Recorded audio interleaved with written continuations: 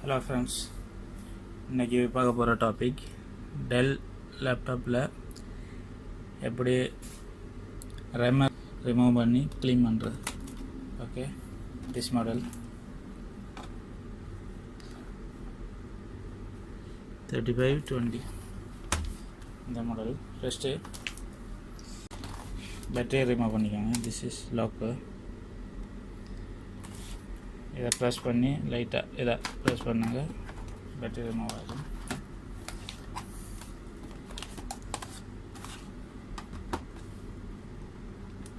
பிறகு ஃப்ரெண்ட்ஸ், நம்ம ஏன் ரெம்மை க்ளீன் பண்ணணும்னு சொன்னால், அதில் டஸ்ட்டு போய் நமக்கு அந்த ரெம்மோட அந்த பின் கண்டக்ட் இருக்காது.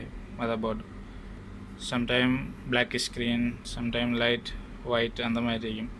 அந்த பிரச்சனைக்கு அதாவது ரெம்மில் சில நேரம் இதுவும் ஒரு சொல்யூஷன் தான். ரெம்மில் டஸ்ட்டு போய் படிஞ்சிருந்தால் அந்த பிரச்சனை வரும்.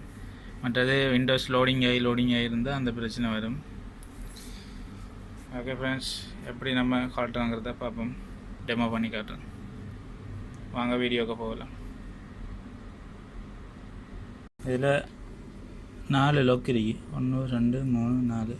இந்த லொக் 4ஐயும் ப்ரெஸ் பண்ணி காட்டிக்கோங்க. அதில் லைட்டாக டெஸ்டரோ எதாவது வச்சு ஃப்ளட் லைட்டாக புஷ் பண்ணும்போது வெளியாகும் கீபோர்ட்.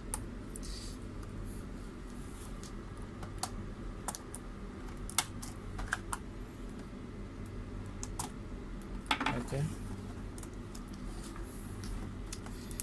கீபோர்டை மெதுவாக இந்த மாதிரியே வச்சுருங்க. இந்த கேபிள் ரிமூவ் பண்ண வேண்டிய அவசியம் இல்லை. லைட்டாக வச்சுட்டு, இதுதான் ரேம் 2GB இந்த ரேமை லைட்டாக இந்த லாக்கை நகத்துக்கு ஓகே நகர்த்து லைட்டாக அப்படியே எடுத்துடுங்க. ஓகே, மற்ற ரேம் சேம். ரைட்டாக ப்ரெஸ் பண்ணும்போது லாக்கு ரிலீஸ் ஆகும் மெமரி. ஓகே,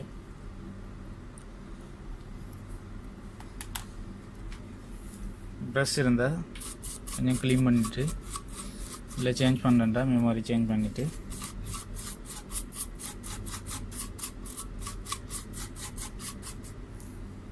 சேம் மெத்தட் தான். இங்கே 2GB ரேம்.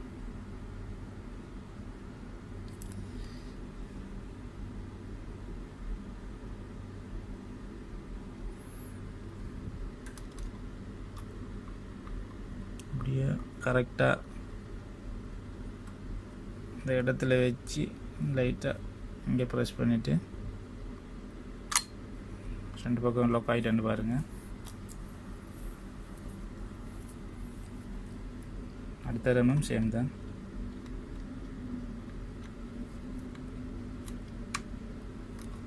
கரெக்டாக வச்சு லாக் பண்ணிவிட்டு இப்படியே வச்சு கீபோர்டை லாக் பண்ணுங்க. இங்கே 4 இடத்துலையும் ப்ரெஸ் பண்ணிவிடுங்க, லாக் ஆகிடும். அவ்வளோதான். ஓகே,